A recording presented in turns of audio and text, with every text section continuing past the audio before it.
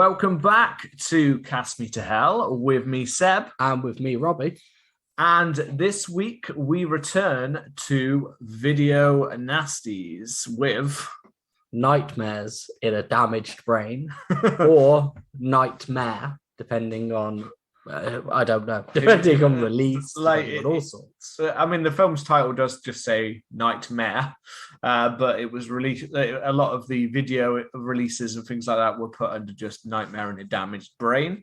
Not quite sure why the distinction needed to come, but I prefer the title of Nightmare in a Damaged Brain because we've had a lot of fun with that while talking about this film.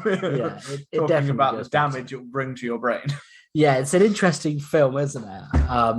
So I think we decided to return to our Video Nasties segment or feature, whatever we want to call them, after you did your little solo episode, the Cast Me to Hell Cinematic Universe solo adventure, where you spoke about Halloween kind of rip-off. So if you haven't checked it out, go back and check that episode out. The old copycat horrors. The old copycat horrors. And it was while I was researching this. While I was researching those copycats, I found this film. And I didn't want to cover this film for it because the more I started to hear about this film, the more I was like, this needs to be a Video Nasties episode. Because this has a very important part of the Video Nasties history in Britain. Yeah. So it's an interesting concept to go with our feature, the Video Nasties. Now, you'll have, if you've been listening to us a long time, you've probably picked up a couple of features of these Video Nasties. We've done Video Nasties on Last House on the Left, on Evil Dead. And the burning with Neil from We Needed Roads. Yes, again, that one was without me. That was sans Eep. Yeah, sans me. So so we've covered quite a lot of ground with our Video Nasties and linking into the history of how in the 70s and 80s, basically Britain went fucking mad and decided to blame anything but the actual problems on basically when people say like nowadays, like video games will turn you into a psycho killer or turn you into a pimp that will hunt down the hose in the street. Yeah, it's basically that. Like that's basically like those modern Karens that tell that kind of thing. Basically back in the 70s and 80s, they went, you know what, anything like pornography or anything involving horror films basically is evil, and we must smite them from the channels and we will ban them and make them into back alley, which actually probably made a lot of the films more successful in some ways because they were like the dirty little secret. It's what made horror the dirty little secret of Britain at the time. And this is a really interesting film in that because it was released in 1981. I don't know if you want to get straight into it, but it was, I think, fully uncut. It was released in 2005, I think I saw.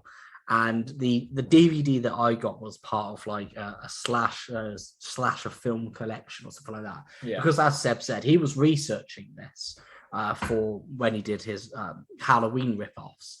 And then he messaged me saying, we should cover this film, Nightmares in a Damaged Brain. And strangely enough, it was a film that I've had for about 10 years, but I've never got around to watching. It just sat on the shelf. I was going to say, I'd never even heard of this film before. It was interesting for you to have a horror film that sat there and had never been watched. Just never watched. There is always those horror films. Like even when we love them, there's always those films which we have for years. Even recently, I've been on a little bit of I know I do a horror podcast, so it's not like I was like, I'm not really a big horror fan, but I kind of come through points when I don't always have a lot of time to do much things. But recently, I've gone onto a proper kind of like horror. Like I've been watching so many horrors. I think the most I've watched since I was probably like 12 to 15 kind of age when I basically would just go home and watch every box set of horror films that I've got. But also back then I used to have I would buy any horrors I could get my hands on, not ask my mum to buy any horrors, which then meant my DVD case was full of horror films that I never got around to actually watching. Yeah, so you do that. You just stockpile them. And this was one that I had.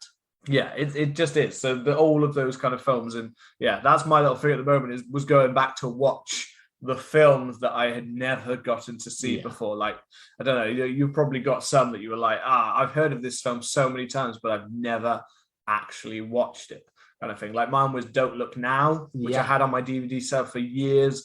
or fear.com yeah. and things like that, and all of these films. And I'll be honest, most of the time, majority of them sadly disappointed.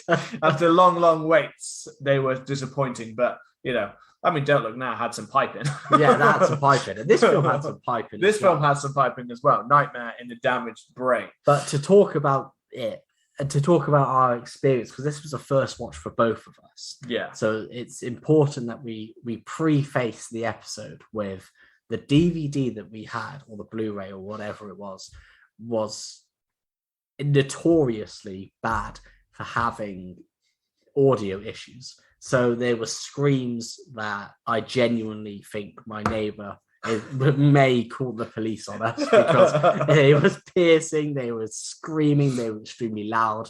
And then there would be a scene where characters would have no audio. The lips would be moving, but you couldn't hear. And then it would be quiet, and then it'd be loud again. So this is the Blu-ray. Like, you found out that this is the Blu-ray, because we've just been watching this. I didn't realize this. I just assumed that this was just the film being edited. No. I think it's the edition that I got. Okay, so your little collection. Because I was going to say, one of my major notes on this film was literally like the sound level and the low budget kind of student kind of feel to it. But it was those bits like with the shock sound effects that didn't match or put in place, which that one probably was actually still true of the original. But like the big like when we had like the seagull on the beach. Yeah. The beach sound, like the screaming was one thing, but there's one scene where it's on the beach and you've got the family talking, but you can't barely hear, because otherwise there's the squawking of a seagull. And all I can think in my head was literally like them filming it, and literally the boom mic guys kind of stood over the top, and just, there's a seagull just on top of it, just like, yeah, like that's literally what it sounded like. Every time they talk, just that seagull just screaming down there. But there are so many. There's like an investigation scene when they go from like talking in one room, and then they walk into like a kind of booth, like a sit down table to like talk to each other about this investigation and to finding this guy. And literally the sound just basically goes like it's like, it literally sounds like as if we are filming and doing the sound from outside the booth, and they're inside the booth. Like, literally anytime someone walked away from like the main shot of the scene, it would literally be as if it was like a student film where they haven't actually got anything but the one mic. So it's like, we can't hear you in the other room. You do realize that, right? The including the when George, our kind of killer character, calls people. I don't know. Now this legitimately makes me interested now as to whether whether you would have been able to clearly hear what he said, because it just sounded like sexual mumbles, but mumbles. Like he was just mumbling down the phone to it. It literally kind of sounded like as if we're talking now and we get a phone call, and it's just some guy like, I'm gonna touch your legs. I'm gonna feel your ass. Literally, I heard the occasional word of mumbling coming through the phone. It was So it was so bad. Get into this film. I think with this kind of episode, we will build to the notorious video nasty part, but I think we need to talk through the film a little bit. We're not going to go too much in depth with it. But it was directed by Romano Scavolini, who is still active, still making films. I think his last film was 2 days in 2012. I thought you were going to say 2 days ago. No, 2 days ago. because as we know with his history, he has a porn background. He has a porn background. So 2 days ago would make sense for a porn director to be like, he's made about 20 films this week. He's on Pornhub. It's Monday, and he's already on his 5th film. But the two he's known for is A White Dress for Marilee, 1972, and then Nightmares at a Damaged Brain, which is also known as Nightmare, and apparently, according to this, which is his Wikipedia page, the best source of information you'll ever need, of course, is also known as Blood Splash. Blood Splash, very weird. And one of the things that I did like about this film is I'm a big fan of Italian kind of giallo and Italian horror films. I think the Fulci and Fulci and Argento and all of that kind of stuff. So I like the vibe that this had in the low budgetness, and particularly the opening of the film, because I mean, it's a video nasty, so that doesn't just include the blood and gore, but Britain was pretty Puritan at the time. Yeah. And this opens, with kind of this weird kind of, I mean, did it open with the deaths, or did it open? The opening shot of the film is our main guy in bed. When he's screaming in bed, and he has blood on his leg, which I don't believe is ever. I don't know why. He has a bloody knee for whatever reason, and you can see the blood coming through. And we get the shot of his mother or his dad's mistress, I think, grinding on top of the dad, engaging in. And then we get a severed head. Yeah, then we get the severed head in a big bloody pile, which is a fairly graphic scene. Yeah, straight away. Cool. And there is a kind of off-putting, especially for us, with the giant screaming that's happening at the time. That was pretty off-putting. Yeah. And the opening of the film kind of did set the tone pretty nicely. There was a really weird bit where we weren't quite sure, because yet again we can't really hear, but one of this child from a family who we end up going to see. Yeah. CJ. See, I didn't catch any of the names apart from the main guy. I caught CJ because CJ said several times, and I know George. Yeah, George Tate. George Tatum or George Tatum. Charming Tate man. Yeah. But it's just kind of, I don't know, I think the good thing is, and with the Italian kind of aspect that's brought to it, the Italian sleaze that's brought to it, is when George is released. I mean, it's really hard for us for me to follow it narratively because of how bad it's edited, and then how bad the sound was. Sticking with that kind of Italian kind of low budget, or for me, like, literally shots where I was literally like, these are the kind of shots I would have done when I was making student film. Like literally the slow going up the stairs, or the slight reaction shot, or things like that. I was like, this is so student film. Like, not all of the film is like that, but certain shots, these long lingering shots, like, it's like, as a student, you're like, look how artsy and cool this looks. Look at the angle I've done here. When really any other filmmaker would go, why are you wasting fucking film? This is a waste of our time. But we get that kind of, we get like the point of view kind of shot early on. Yeah, so it's very Halloween, isn't it? And until literally the very end of the film, we pretty much spent the whole film not the end of the film, about midway through the film, we spent a long time being like, what does this scene have to do with the rest of this film? Like, it took a long time to explain the family part of it, the CJ family part. Yeah. I swear it was nearly halfway through before we realized, okay, we're going to be following this family. Yeah. Because it takes a long time. But we get like that point of view shot with the babysitter in the house. Yeah. And we get one of the first things we talked about was the shaky cam. Yeah. Because you've got the point of view, which itself is like shaky, but then we go onto the roof. And we were literally talking about the fact that you get this shaky cam kind of footage. And the problem is, because if you're going to go straight from a point of view shot to shakiest cam kind of camera, you're going to be like, is this still point of view, or is this not kind of point of view? And it's these kind of low budget things. That's followed by like this weird like Team America Thunderbirds kind of walking thing off the roof, which I believe is the younger boy CJ actually dressed up as someone, is what we kind of came to the conclusion, but I'm not 100% sure. Yeah. Or it's a doll, like the doll thing that he's got. That's why it looked like a puppet kind of thing. I couldn't tell if it was just a guy, but there's almost no explanation. Like, he falls off the roof and then they're screaming and stuff like that. But there was like, it felt like there was no explanation for this scene. And then we kind of go back to our Tate man. We go to the Tate man, charming Tate man. The George Tate man. And then, it is strange because we get one of the problem scenes is where he is speaking to his doctor and he's telling him about this dream that he had. And in this nightmare that is in his damaged brain. And basically he keeps kind of going on about how he has this nightmare where he sees a child with an axe killing someone. But the audio is really so kind of bad that we have this kind of, we have this scene. And then the next thing we know, he's released into New York City.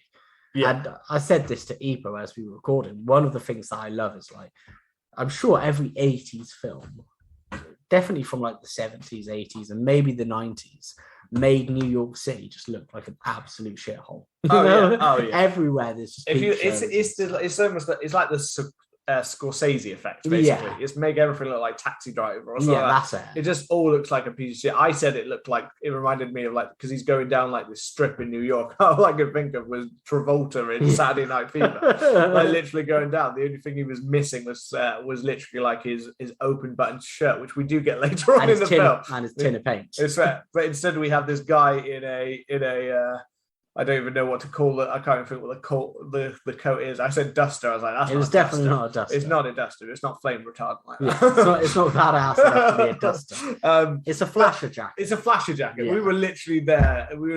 Like, is it? He looks like he's about to go down the street and flash everybody. And he's got similar dirty deeds on his mind, because then we go straight into a sex, like a, I don't know, what would you call it? Like a peekaboo show kind of thing, like kind of place. Like it reminded me very much of like an Amsterdam kind of thing. Yeah, it's like a peep show. He goes in there and he's watching women dance. I'm sure it was at this point when it was like the tits was flashing. Tits were flashing. Rob came to the conclusion of this dude's like Dane DeHaan. Yeah, he looked like Dane DeHaan. And then, we got these titties flashing, and this bit feels like real scummy.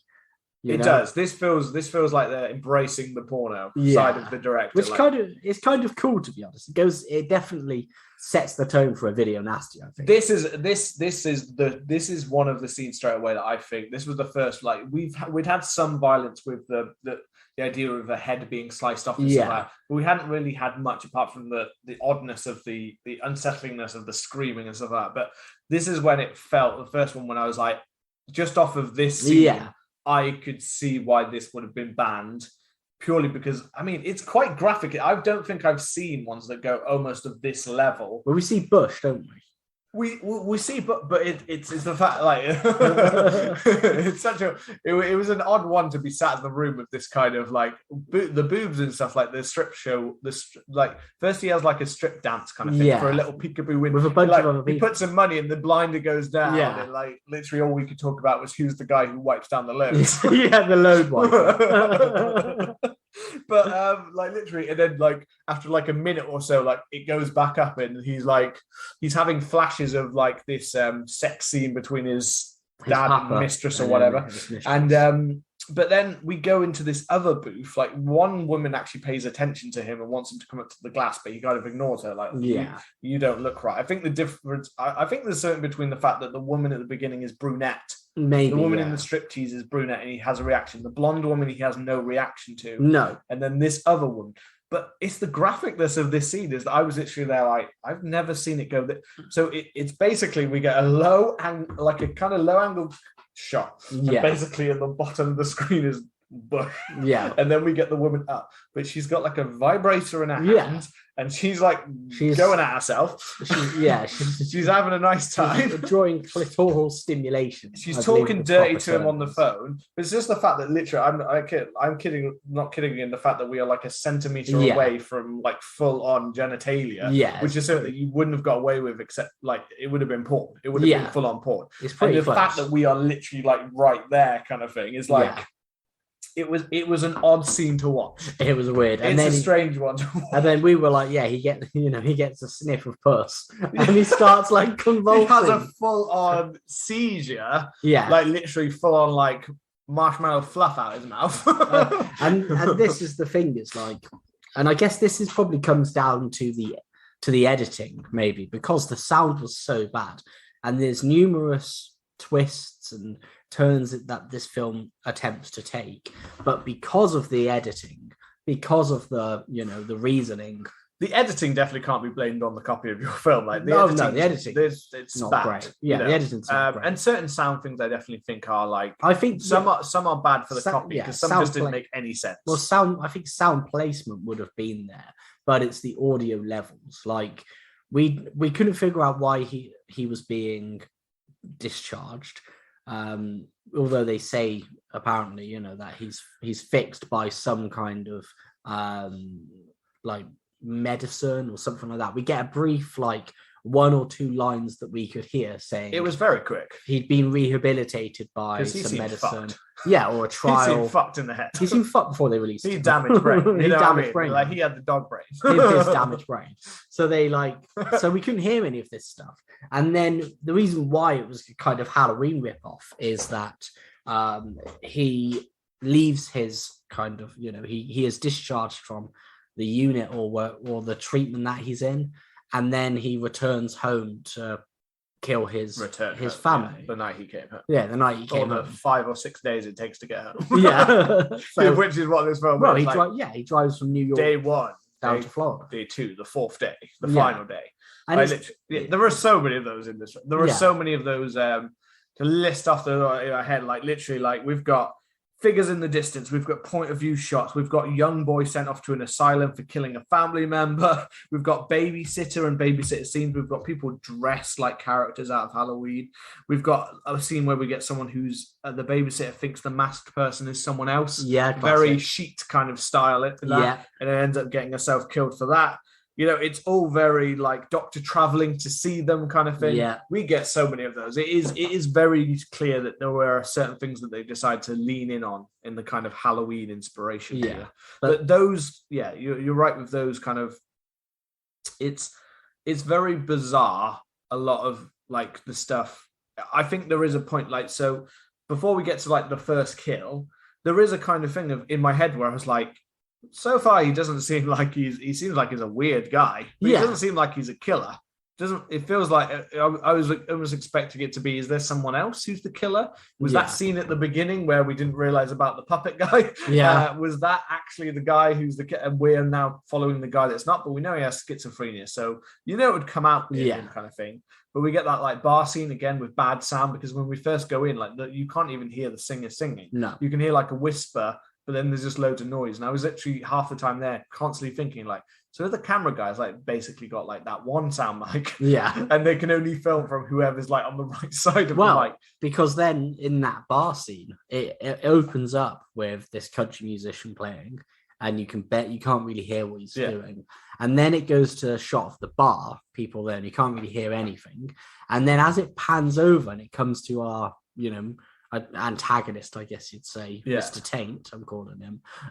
The music just bursts in all of a sudden. Like midway through a kind of shot of hearing, like we can hear a lot of the conversations of the people at the bar, and then so it's like, oh, okay, it's really the music starts. But the point I was trying to say is, we like the main plot point of him going back to kill his family. We completely missed because we couldn't even hear, I mean, was that actually a plot point, or was that a twist? I mean, I thought it was a twist at the end. Like, I didn't think they'd laid the ground, because it seemed like because when they did the whole reveal, like this is jumping right to the end, but still the twist of like it being his family, we talk about that, but at least I didn't pick up, and again, this could be a sad issue, but I didn't pick up anything where they actually said about the family, or that this is his family. We were assuming there was a link, obviously, once we started realizing that the family had something to do in this film, because again, it was getting close to halfway where we really started to understand that, okay, so we are kind of following this family and this little boy CJ, and we are kind of following that. But I think that was meant to be a twist at the end, that the boy is the boy is actually, he's the father, and that somehow, which I don't know. I mean, I think we'll come back to our reactions to that twist, I guess, maybe. Well, we I don't know. It was stupid. So we found out that it was her ex-husband. It was her ex-husband. Yeah, that's who George Tatum is, and that's why he was going back. And that's why he kept calling this house and stuff. And we were like, is this supposed to be a twist, or have we missed something? Well, we were waiting for the twist with the little boy, because he has this reaction after he's been shot like 8 times by the one kid. Like literally, he's the worst serial killer ever. When he's actually in front of people, he just gets fucked by this kid CJ. Like the kid has a killer shot. But literally, like the whole twist, like I was waiting, like, because we get this kind of reaction from him to CJ, like, oh wait, and we're not sure why he says like that. I think he says CJ. Now that maybe that's what he screamed. I don't know. I think that's what he screamed, like CJ. And we're like, what the hell? Like, and then we get the whole flashback to him as a kid. Yeah. The whole, like, he came into the house and it seemed like we were suddenly going to get an explanation for what was going on here, or a twist, as if there's like, I don't know, twins or two brothers, or like there's another person, or it's not actually him. But again, that wouldn't make any sense because we've just seen that one guy go around and kill people. So, that's not the case. But it all seemed like it was leading to this twist. And then I was just like, okay, so they played out the flashback. The flashback's pretty cool. Yeah. The flashback has the best gore probably in the film. Between we'll talk about this and then we'll get to the gore. But yeah, the gore will come. But that whole scene plays out, and that was cool. But again, it was like, oh, okay, so there's not a twist. And then at the very, like, literally right at the end, we have the mother scream and go, "That's my husband." But the problem is you've just shown an entire thing about a young boy who killed his family. And we keep getting the idea that he's been in an asylum. So then we were literally just there like, when the fuck did this guy pipe to get like 4 kids, like a family of 4? When was he well enough that he was allowed to be out, have all these kids, like when he would look like he was about 12 years old when he actually killed them anyway? Yeah. So I was like, that guy does not look like he's had time to raise a family when he would have been put in an asylum for the rest of his life. And it made no fucking sense at all. Yeah, I mean, I don't want to shit on the film completely because there was some good stuff, but there were some moments. There was a point in about as we head towards the final third. I know we're jumping around a lot in the film, but we kind of do that anyway, so we hope you're used to it. But as we approach there's a lot of things that we're not going to talk because it is very inconsistent, and there's a lot of long parts where it didn't feel like much was happening at all. No, but as we get to the third kind of act, and the doctor has finally somehow clocked that he's gone to Florida, which we'll talk about in a minute. I can hear you laughing because that was an amazing bit. As he's arrived, 2 police officers, I think they were police officers, or 2 people have arrived, and they all get into this car together. The weird thing is there's a scene where they get out of an airport. Well, I think they all worked at the same. I think they all worked at the same place. But they all land in Florida at an airport, and they're walking through and they're talking. Yet again, we get no audio. And then the next shot, they're in a car. We get audio, and then we hear that the doctor says, this is George Tatum. He knows I know him. I know he wouldn't do this kind of stuff. I don't know why he's here. And somebody says, well, I think there's a link. There was a George Tatum who was here, who killed his dad and his mistress with an axe, just like the nightmares you were describing. It's the same person. And we were just thinking, like, what? So did this guy not know? Like, he's here to all of these nightmares, but how the fuck is there not a record on the system of how the fuck has this guy not known that he killed them? Because it's like, you're his psychiatrist or whatever. Yeah. How would you not know? It would be on his records. Yeah. This film has a very loose idea. I don't think anyone actually knows how the police or any of these systems work. I mean, you've got No. I think the guy you said, I think, was actually the guy that was helping with the computer earlier. Yeah. I'm going to mention that in a second. And this Garth Marenghi looking fucker with a cigar. Yeah. Who is just literally just chomping at the bit the whole film. And I'm pretty sure, isn't he just guy with cigar? He's just guy with cigar. I think he's again, so that's one good scene where it proves that the lack of consistency, but the lack of actually clear thinking in this film. Yeah. But we got, while we're on to that bit, we've got to talk about that computer scene because that just had us laughing. So the cigar guy, the Garth Marenghi guy, whatever you want to call him, he sits down at a computer. Now we have had our first. We'd had our first kill, which is he follows cool, a girl from the bar. Yeah, which is quite a cool kill. I think we'll do the kills together in one kind of gory bit in a minute. But yeah, after he's killed, George has taken her car and things like that. So they're using the fact that they know that George somehow got a car, which we thought he'd just taken, but apparently they somehow knew the registration of the car that was left in the middle of because that's how they started with this. They started with the car. Well, maybe this comes back to the issue with the audio, because I heard it had issues with the audio. So I tried to put subtitles on, but the DVD didn't have subtitles on, unfortunately. So I don't know whether they said, oh, actually, he's been institutionalized since these murders, or, oh, he was like, somehow he got away with it, and he was just a dude living his life, went, piped, had some kids, and then started having nightmares and went in. I don't know. We could be thinking a twist is something here that actually was explained quite clearly. We could be. But... holler at us and tell us what you think if you've heard. So basically, we're giving you a review of a shitty Blu-ray. Where we don't quite know what's happened. No. You could say that this film was way more consistent. We're plugging plot holes where actually there's not. But I would watch, if this came onto streaming, audio issues fixed, I'd watch it again to see if it makes sense and if it helps. I was going to say I may go and check. I'm not watching the whole film again. I definitely think there's even with audio issues, I don't think there was a strong basis here. But I do think I would go back and check just to see if there's any difference between this one and if there is a good audio, or if the film was just terrible audio. I can't imagine it was this bad. But back to the computer scene. So.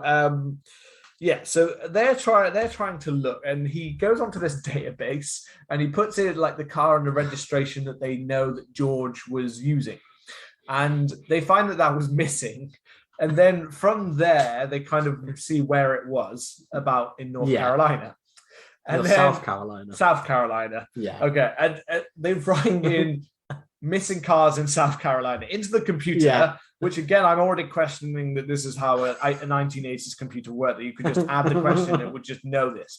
But we take it from there. And for some reason, every other screen has 4 pictures of George around it. I don't know why George is on 4 different screens, but they're going to forget from one screen what he looks like. I love that. But they write that in, and it literally basically comes up with only one option in the whole of missing cars in South Carolina.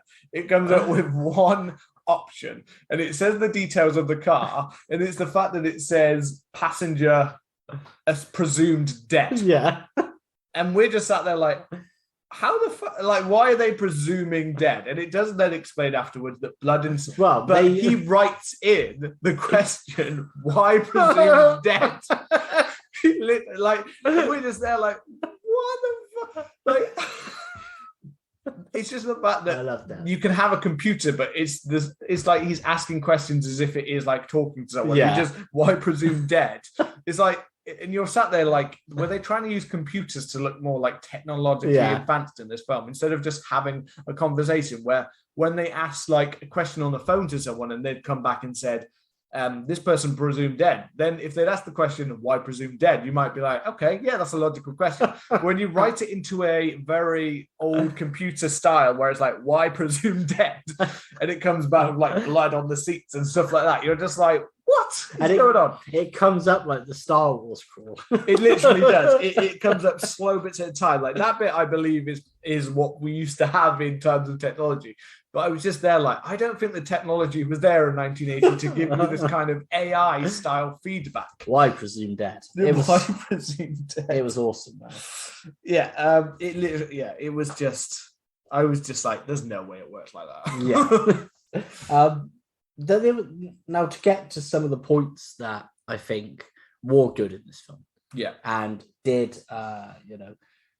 kind of, I can see why it would be classed as a video nasty, and I think I could definitely see why people would think that this is a real kind of strong film. And you've got, it's quite a perverted film.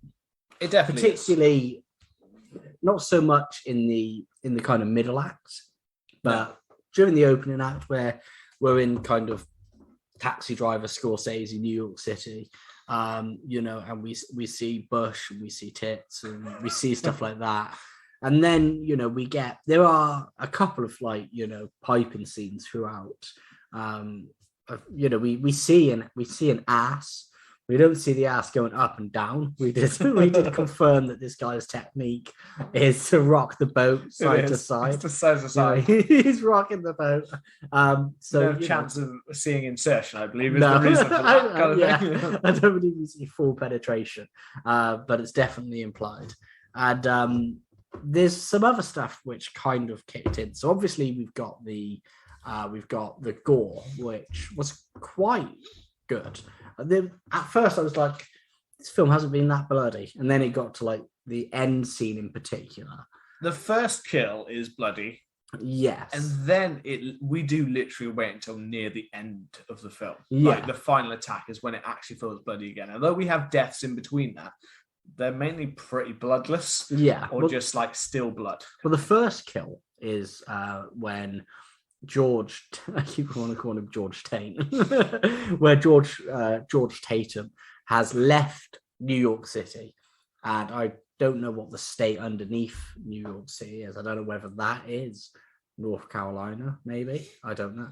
I think that's way off. I don't know, because I think he's going to Florida. So but New York and Florida are nowhere near each other. No, that's what I mean. That's why he's driving. I was going to say, like, right up here, right down there. Well, middle and then there. So we're describing on a podcast using our fingers and showing, like, up here. Yeah. So either way, I mean, I might be wrong there, but I'm pretty sure it's like New York and then Washington DC and then let's not say our lack of knowledge of geography here is probably astounding people, but we are not known for our geography knowledge. But he arrives at this bar, as we've said, and he's kind of sat there drinking, and then he leaves, and then he notices that a woman leaves, and she's got a date. We said it, we don't know, because she had her glasses off, and then the next scene she's driving, she's got her glasses on. Nice to say that she's safety aware, but it would be nice to have some continuity of her putting them on.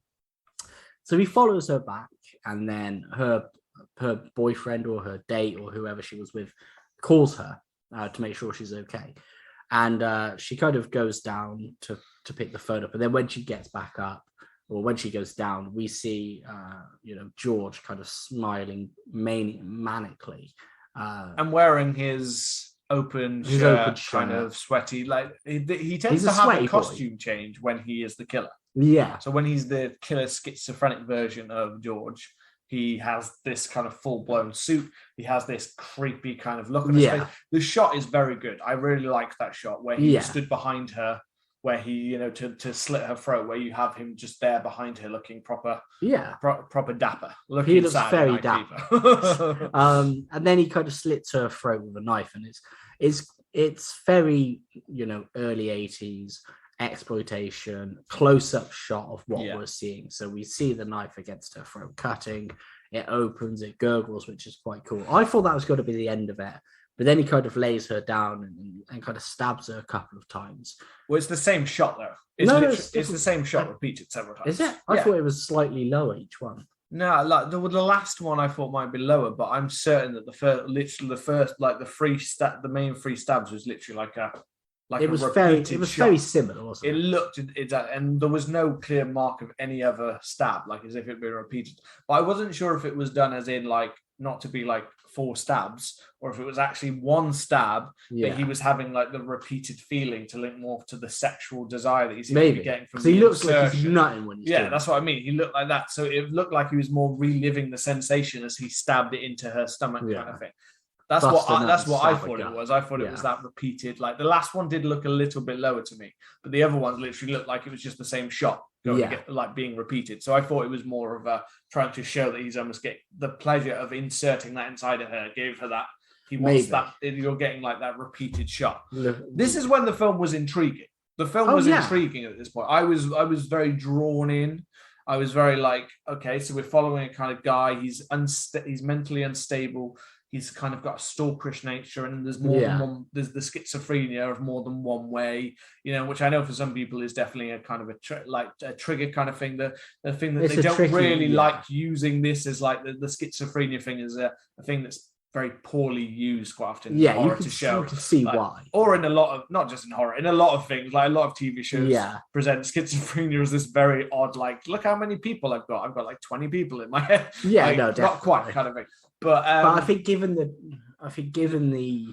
time period, I'm not saying it for that time period. I'm not calling it out for that. Yeah, kind of no. But I think it was a lot more common. This is the part when it was much more like interesting. But this is the thing though. So we get this first kill.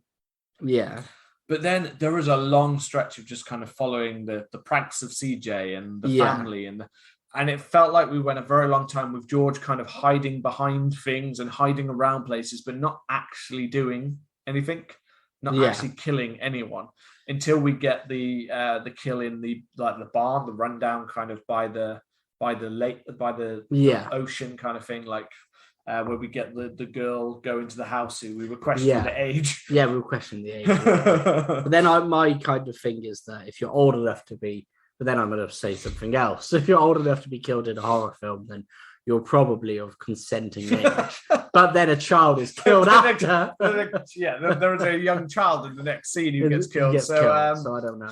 I think Rob's rules don't follow Rob's rules of sexual encounters, or else you may end up in a very bad situation. Yeah, don't follow that. But again, it's a taboo subject. We don't get the girl is one thing where we expected to see her. I expected her to see her. So did I. It felt like this film was going to be very exploitative in its nature. Yeah, it did. I was expecting her, but all we get is her like on a chair with a rat on her arm, which is just a random thing. She looks like she's splattered in blood, but I couldn't see any trace of any wound anywhere on her body. She was tied up. It didn't really match with any of the rest of the deaths in this film either. Yeah, the way that she was, this one sticks out like a sore thumb. You know what I mean? It wasn't full on. We don't get to see it, and also the whole tied up thing. It just didn't match with anything else in this film. But the bit when the child dies, obviously, again, like hers, we hear it off screen, but we hear like the child screaming and stuff.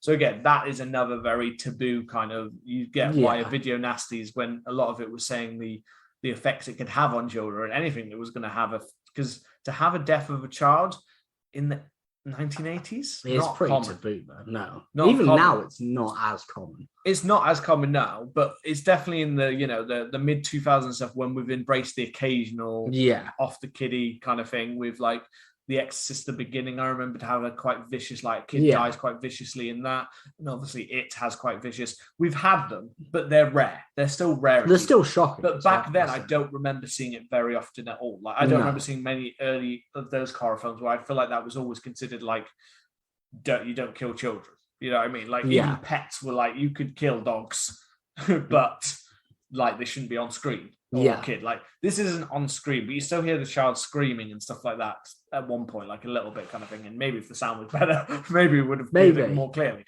But that is I could definitely see why that would be a banning kind of content for it. Yeah. And then the gore that follows. So I mean, we then get it kind of goes a little bit later where one of the kind of women comes back to babysit, and then she's having a bit of pipe, which is the rock the boat, as we mentioned. And then as her kind of boyfriend is trying to find his way through a dark room, he's garroted with kind of barbed wire, which is it's a brutal way to die, I reckon. It is. You know? Yeah. Does he just get the he just gets the garrote. It is this because there's no extra part to it, is there? Because we get the garrote, and then she she gets pretty violent. Like hers is probably one of the most violent, I think. Apart from maybe the end. But it's the very weird bit of this film is that once George gets to the house, which obviously maybe you're supposed to be aware that it's his, it's his wife and it's his kids. I don't know. The line at the end makes me feel like it wasn't, though. That was the only thing. Like the fact that she's so like shocked and it kind of plays up the music. It definitely played it like it was like, it's his family.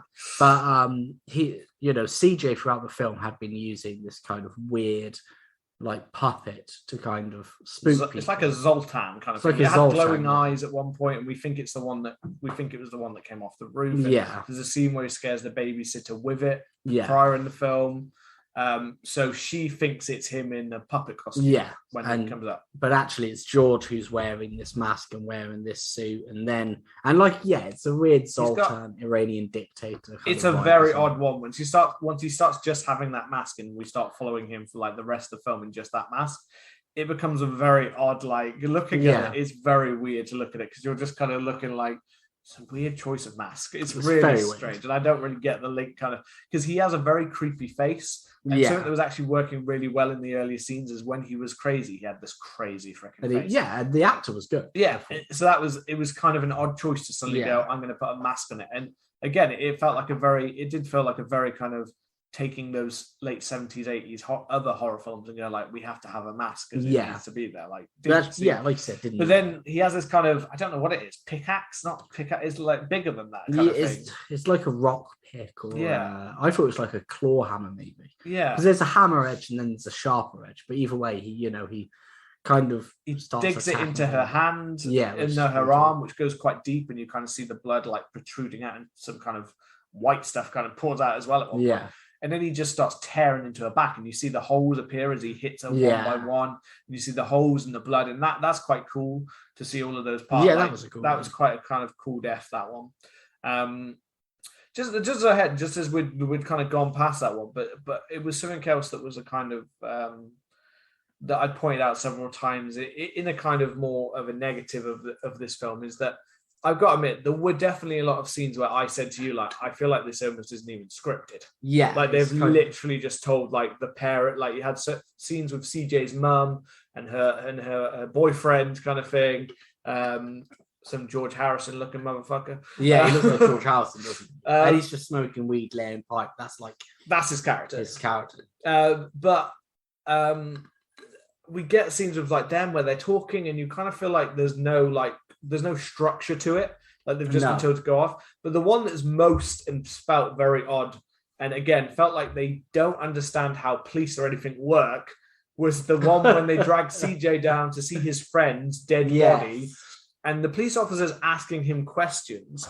And yet the questions seem so like as if the actors really stood there trying to think of, right, what do I say next? Like, it's like looking at the actor who's the policeman going, what would a policeman say next? Like, at the scene, like, where have you been? What did you do? Like, were you there? Like, where are your friends? And it's the fact that you've got this entire crowd of people, and then you've got this boy, and they're literally like, look at this dead body. This is your dead friend here lying in front of this whole crowd. I'm going to interrogate you here in front of this whole crowd. It's so out of place. Except I'm a policeman, and I don't really quite seem to know what I'm meant to do as a policeman. So I'm just going to say words like questions like, what were you doing here? People saw you at the scene. What are you doing? This is your friend's dead body, his cold corpse. Why don't you put your hands on it? Look in his mouth. Look at his cold, dead eyes. Put your hands all over his body. This is his penis. It's so weird. I mean? Like, it's so weird. It's such a weird ass scene. Like, it seems like they're trying to blame him, and Mum's taking him down. And again, Mum's fucking horrible, by the way. Mum is terrible. Mum. She is a terrible mum to him, even if he's a little shit. She's an absolute She constantly just screams at him, shouts at him, and then just neglects all of the children. And then she wonders why at the end twist is implied that he's going to be a murderer. And it's like, you wonder why. Yeah. You're why fucking horrid to your been kid, an absolute shit. Yeah. And you allow him to be like, just to stare at his dead friend's body and be like, yeah, this is fine. Yeah, you do that. But yeah, that was one thing that just while we were at that kind of area of the film, there were so many scenes of this film that just felt inconsistent, overly long shots, and generally just a lack of things. It's definitely for me, like, I know we've said like some people really love this film, but I don't completely see how you can certain parts of this, because there's just such structural problems in this film, like scripting problems and structural problems. It feels a little bit like porn. It feels like I believe that he was a porn director, because it feels like he's got the storytelling of a porn director. Yeah, it feels like he was like in porn, he'd be like, all right, just say whatever and then get fucking. Because that police officer would totally fit in a porn film where they're not giving any script. They're basically just stand there and pretend to be a policeman while this guy bangs in front of you. And everyone's got a mustache as well. Exactly, yeah.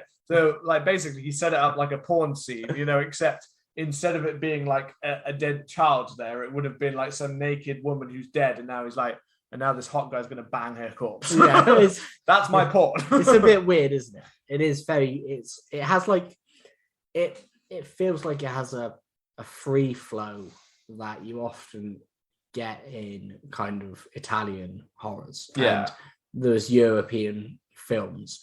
And I guess maybe it's because that's the style of it, maybe. But it does seem at points it's almost like they were the loose bones of a script. They were like, do something around this, Oh, we need to talk about CJ's pranks. all right, you got 2 or 3 minutes. Yeah, let's do something. It has a very it did. It felt like they had a concept, and it felt like it did. It did again feel like they were constantly looking at other films and going, "Oh, we should add that in." That in. When actually, the beginning, as I said, in the Stalker kind of part of it, where he's going, that was interesting. Wherever he's going, that was interesting. But it is definitely in this middle part where we don't actually have a lot of death, so it can't even be one where we're like, "Oh, there's loads of gore and death in the middle," because there's a long stretch without barely anything. Of him mainly just kind of standing around and looking like he's about to bust a nut. Yeah. You know what I mean? Like while people are walking by the cupboard, but quite like closets and stuff like that. Yeah. But you're quite often there, like you understand that, I guess, that he's there like trying to fight his inner demons. Like the scene when we had CJ picking up all of the drugs off the floor because he dropped them all, which again, I was like, in shag carpet, I don't know how he noticed them. But the main thing was me and Rob were basically just there like, is he going to eat them all like candy? He's just going to like take those drugs and just put them in his mouth. And CJ's quite annoying, so I was kind of like, I want to see where that goes. I want to see him just mouth those, maybe with a side of vodka. See where this film goes. There were things that definitely make sense after we know that he's his dad, because there's scenes where we see him, we see George in his flasher jacket, kind of following CJ, and it's very like knowing that he's his daddy. It's kind of like that actually makes sense. But whilst we're watching it, it's just a bit like... Again, it is one of those ones. It is like, a lot of these things make sense. So if that was, then it's just the fact that we're reviewing off of a bad copy. Yeah. And therefore we're a bit lost on the plot. Otherwise, that would have made more sense. I'm not saying it would have fixed certain problems in the film, but it would have made a lot of the stuff make more sense to us of why he's going home, where he's going home. Yeah. But it's the fact that no one seemed to really have a clue of where he'd be going or what he'd be doing that made us kind of assume that nobody actually knows the reason. And it felt like it was constantly like going around this idea of what is his history and who is he and why is he traveling. And it does feel like the whole film was pointing towards that. So I don't know, maybe it was revealed earlier, but it does make a lot more stuff make sense. And with CJ and the fact that CJ doesn't get killed earlier on, kind of thing, you know what I mean? Kind of gives you an idea. Like he has the prank where we think he gets stabbed by him, but actually he was just being a naughty little prankster. But I mean, just to jump to the end, I guess. I think because we were talking about the deaths and the gore, and that's why I was saying like a lot of them are towards the end. We've kind of already started the end with the babysitter.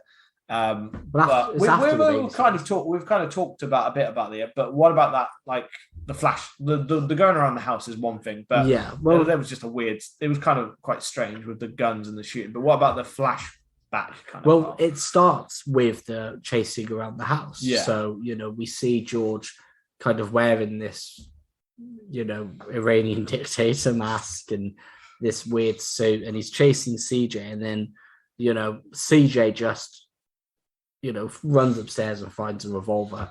And as George is trying to break the door down, and he's saying, you don't understand, he just starts unloading into him. I thought he was going to, he gets him with 6 shots. I thought we were going to get, I shot him 6 times. Like Lewis, but we didn't. He keeps getting back. He keeps going. He keeps going, but the boy's got a good shot. He gets him in the gut, like almost the same area of the gut, several times. And then, the final is that, when he goes and he grabs a shotgun and he blasts him in the stomach, and he kind of blasts him in the leg or the lower stomach. And we see like a decent hole being blown into George. And then as George kind of falls down the stairs, dies, we see the flashback, which, I don't know if the flashback's supposed to be a twist. I don't know. Because it's very clear that this nightmare that George is having is something that he's done. So we get this, flashback, but we see it all play out where George comes home in his little like strange white cotton outfit. I don't know where the fuck he's coming from as a child. What a little place to go to his little barbershop quartet. It's so weird. And then he hears the sound of lovemaking. He goes upstairs. He sees his dad tied up with a gimp mask on, and on the job with his mistress, who's giving him some slaps, bloody slaps. Don't get me wrong, man. If I walked in and I saw my dad in a gimp mask tied to a bed, I'd be freaked out. but I don't think I'd go and I'd get an axe. Yeah, there's like a long stroll down all the way. It is. It's a long stroll down, and then he gets an axe. He decapitates a woman in 2 fell swoops, which is pretty bang. That's pretty. Yeah. To be fair, the costume looked pretty cool when he's got the blood covering, splattered on him. Like, this bit is very bloody. Cool. Yeah. Once we see the decapitation, we see the head roll off, and we see there's a good close-up shot of the head with the blood pumping and kind of moving. Looks beautiful. There's blood everywhere, and then he kind of gets up on the bed and he just he goes for Daddy, swing down into Daddy's face, which is another great kind of great kill. And then as he pulls it out, it's a very Friday the 13th and Savini that will come to it. Yeah, it's very, and it is, it's very good. And there's a lot of blood there. And before the last third act, I was like, oh, it wasn't actually really that bloody. Yeah. But then, seeing this scene was made up for most. This scene made up for it because it's the fact that you get you get a shot where it goes into his face. Yeah. Then you get like a still shot of it actually on his face where they've kind of added it to the actual person. Yeah. But then you get this kind of bubbling, gurgling blood. When he pulled the axe out, and then you see the blood coming out, which is really good. Yeah. And then we get the reveal, when the police have George's body outside, we then get the reveal that, she shouts, "It's my husband."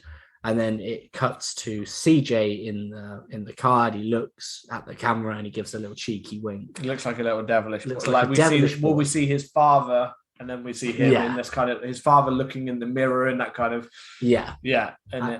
And because of the volume, because of how bad the sound editing was, when she said, "It's my husband," we both went, "What?" Yeah, because I was like, how's he going to this come from? Yeah. So again, maybe if I go back and I find a copy on streaming that has fixed audio issues, it might explain it and I might enjoy the film. Because the sound level and stuff, it definitely, again, gave us that idea that was like a twist in. Because it also makes sense, like, again, the twist, because that's why he's got the mask on, purely to hide his face, because his son would recognize who he was if he didn't have the mask on. Yeah. So again, like, we know why the mask was on. A terrible choice of mask as is. Yes. But we know why the mask was on. But again, I don't know. It just more felt like we just need to add a twist here, like kind of thing. We need to add it in if that was the case. But yeah, so like the special effects improve, and the gore, like the film itself is it's fine. It has some kind of good gore bits, but again, we're here to talk about the video nasties and the kind of the interesting part of the background. And I think before we dive into that, while we're on the gore, I think the Savini of it all is should be the first thing we kind of touch upon, which is interesting because whilst I was also researching into the DVDs and just the kind of a little bit of the background, they mentioned that.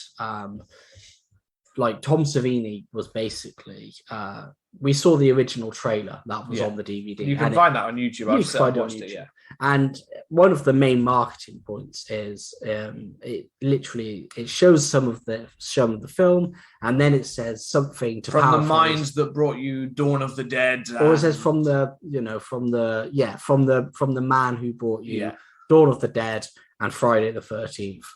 Effects by Tom Savini. Yeah. But it makes it sound. It almost makes it sound, because that's the only person mentioned in the trailer. It literally almost makes it sound like this is a film made by Tom Savini. Yeah. And looking at it, you could be tricked into thinking it was Tom Savini. There is an asterisk next to special effects by Tom Savini. Yeah. So they've thought about it. But it's the fact it's such a major part of that trailer to sell it, and also link it to Dawn of the Dead and Friday the 13th, is you can understand why the rest of the controversy that followed this kind of would play out. Well, I mean, Tom Savini kind of threatened to sue because he said that he wasn't involved in this at all. I think Tom Savini's kind of idea, or Tom Savini's side of the story, was that he went on to the kind of initial casting, or he went on to the initial kind of stuff, and he gave a bit of consultation, basically, like, if you wanted to do it, maybe you should do it this way. oh, maybe you should light it this way, that kind of stuff. And then he introduced Romano Scavolini to Ed French, who I think did pretty much most of the prosthetic effects and crafted the dummies and that sort of stuff. However, I think Scavolini himself kind of insisted that actually there were pictures of you on the set and that you were there and you oversaw a lot of it. Yeah, so, he tried to push that he did a lot more than Tom Savini will ever admit. There are even because I have even said when I was researching that, I've even seen quotes where Tom Savini basically tried to imply that he basically would never even he was barely not even part of it at all. Like he's not even anywhere near it. That's kind of why they had to back it up with no. Well, we have photo evidence of you being on set, because he was basically trying to say he never even stepped onto the set at some point in time for Savini, to try and say I wasn't part of that film. Oh, I just made it up completely. I was never, because he has he has said several times about the fact that he basically played almost no part at all in this film. Maybe didn't want to play part in this film. Yeah, well, maybe he was genuinely there for a day or two. Yeah, looking, because I think you wouldn't just sign on straight away. So he probably went, saw what they had maybe, and then met. They probably said, "This is what I want to do," and he said, "Okay, maybe if you want to do that, you should do it this way, and maybe you should have this kind of lighting." I'm not interested in doing it, maybe, because I think, this same year, I think he did Prowler? He did The Prowler and he did Friday the 13th. And he was hugely involved in Prowler. So and The Burning. So I can't really believe he really had the time to too this much anyway. to do it, yeah. So he might have been at but he was pretty much the biggest thing in special effects right then, wasn't he? Yeah, he was. So he would have been, he would have been the one of the go-to guys, especially for this kind of horror. Yeah. So he probably consulted on quite a lot of films, kind of thing. But for some of them like this, he might have just been basically, this is what you've got. This is who you should hire. That's it. Yeah. So not actually making any of them, just saying, you should hire this guy. He knows what he's doing. What you've got here, this looks good. That's it. I'm done. Yeah. Give me my money. I've been here for a day. I'm out. Yeah. And there's them taking pictures. Why are you taking pictures of me? Yeah. No reason. We just want a picture so that we can say he made the film. Yeah. Just a really confused picture of Tom Savini, half walking away. Yeah, he's like that, or at his hotel room, what? Yeah, half asleep. Yeah. Yeah, but I think so. It's fair. That's an interesting kind of part. Yeah. But to the to get to the major part of our video Nasties is the fact that I've kind of sold this as when I said to Rob when I kind of found this one, I was like, this is almost like the big event of video Nasties, because this is out of all of the films that were made within the video at Nasties era, most of them pretty much ended up with nothing more than, you're going to have to edit this down. You're going to have to take some scenes out. You're going to have to cut some scenes. Yeah. You're going to have to think about this, or we're just not going to release it. And therefore it'll end up on video, and then it'll be a black market kind of thing. But this is actually the first one to get a conviction off of what happened. So, the only one, sorry, to get the the only conviction. one. This is the only one that got the conviction. So I believe it may have had a cinematic release, and that was slightly censored.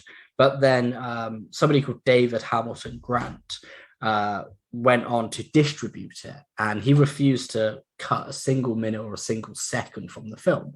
Yeah. So basically, it had been released kind of quite heavily cut, and then he basically he got a copy with it in, and then released it kind of direct to video, as video Nasties are. Yeah. And I was trying to find out. He went back and put all that back in. Went out and put it back in, which I got respected. And I heard I could see anywhere from 6 months to 18 months. I think it was an 18-month conviction, but he served 6 months. Maybe. I think that's what it is. And I mean, David Hamilton Grant sounds like an interesting character anyway. I mean, so apparently he'd been a porn producer during the 1960s and 70s. Tracks given this. And then in kind of 1981, he created World of Video 2000 distribution. One of the things that he did was he found out that there was a delay in E.T., being distributed over here. So he repackaged like some alien horror film as something along the lines of like a pun on E.T. being a killer to just drive sales up, but then he got threatened to be sued, so he stopped it. But an interesting thing is he later died in 1991, and they suspect that he was involved in a contract killing. So he sounds like he was in some bad circles. Kind of sounds thing. Like a London swindler, which I quite like. I feel like, I do feel like maybe it was. I feel like there was more to it than just necessarily that he got the full prosecution just because of this. Just because of that one. If you see what I mean, like just because of that one thing, but. It also kind of sounds like he's the kind of guy that the courts would want to make an example of, probably from everyone. Like, this guy is already an asshole. So a lot of other people who like they've done this one bad thing once, then they'd be like, nah, but they're like, this guy's track record, this guy we're going to put away because he's constantly selling black market kind of level of content and stuff like that. But then it pushed up the price of this actual film on the black market. Yeah. So I mean, how much did you hear it went for? To be fair, again, I'd heard lots of different. I'd heard it was selling by £100 a tape. Yeah. So, and I just did a little research, and that is today, if we account to inflation and all that shit, that accounts to £453 and 3 pennies, which is expensive for a video, isn't it? But just to be able to see a film, to be fair, I would say, like, if there was no way to get it and they were saying that it's banned and you can't see this and things like that, I think a film would go possibly even more than that nowadays. I think you've seen some stupid shit go for a couple of grand on when certain things, like when they said they were never going to sell certain things at McDonald's, someone spent like 25 grand to get like some kind of McNugget or something, like, or the final McRib or Szechuan sauce. Sauce. They kept the McRib. They literally spent thousands of pounds on this kind of thing. So I imagine if someone said this is like. They sold it as like the trailer tries to sell it as like, this is the greatest horror film ever made, but you can't see it. Yeah. Then basically, I think some people would have lost their shit and gone like, fuck it, I'll drop 10 grand to see this film, to be the only person in the world who's seen this film. Even though at the same time he'd probably say, I'll sell it to you for 10 grand, and then be down the back alley going, I'll give you 10 quid. And I mean, let's be honest, it's not the greatest horror film there is. I mean, I feel like it's out of a lot of the video, like this. I don't know if I'm comparing out of all of the video. I don't know, where would you put this of the 4 that we've done for Video Nasties? I would probably put it controversial. I'd probably put it above Last House on the Left. I don't think this is anywhere quite near The Burning. I think the Burning, whilst it's in similar kind of contrast, it did have a midsection that dragged a little bit. I actually think The Burning was pretty well made and was a pretty good film. And some of the gore in that was awesome. And Evil Dead, I don't think is anywhere. Evil Dead is the best one. There's no, but it's the best of all of these. It's probably, we have got 72 to work through. We have got 72 to work through. So we've got plenty. I'm just saying how these. This one for me. This is the bottom of it. This is. Very controversial, because I think it is. Last House on the Left is a far better made film than this film. It is, but I enjoy it. I think The Last House on the Left has more of a cultural impact than this would ever have. Yeah, I think. But out of those ones we've kind of covered so far, but this one had the biggest impact in a culture way of the fact that it's one of those first cases which really pushed up the price of how much they would sell films for. The black market boomed with this film, the amount of money that they were selling it for people to get it, because they were selling it in such a way, and they were using lies like the Tom Savini one. They were using things that had like gone around the same time as like when films like The Exorcist was banned and stuff like that. They used all of that kind of hype in the early 80s of like the ones that had been in the late 70s that had like not been allowed to access. They used all that hype to build this into, you've got to go and see this one. This is exploitative. This is big. But also, this one plays into, out of all of the films we've watched so far, this plays into the 2 things that were just banned and not available at the time: porn and horror. Yeah.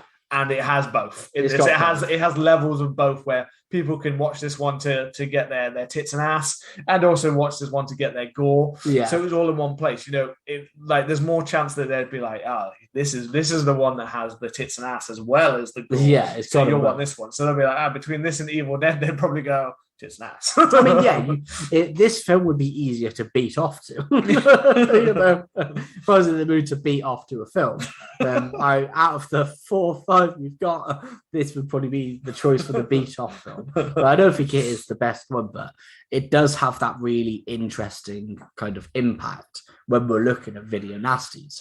And Video Nasties is just a really interesting kind of part of British horror history, Yeah. It's definitely interesting. I was very drawn in by the story of this. I think there is even more that kind of builds in, and there are other of course, this isn't the peak of Video Nasty. There are other films that had impacts in different kinds of ways, but it's just the fact that this one had that conviction, that prosecution, for a guy that sounded like he probably deserved more than what he got. But however long he served, it sounded like he was in some bad dealings anyway. It does. To get himself, possibly killed. And if we die in mysterious instances, if you don't know where it is, because we've revealed this information. But no, we hope you've enjoyed today's look at Nightmares in a Damaged Brain from 1981, and kind of another dip into our Video Nasties. They're always fun to watch for us, and they're always fun to talk about. So as always, if you could hit the subscribe button so you get the episodes as soon as they're released, and leave us a lovely review, it would be really helpful. Come and let us know what you thought of Nightmares in a Damaged Brain over on Twitter and Instagram at CMTH Podcast. And we will see you next week. Bye.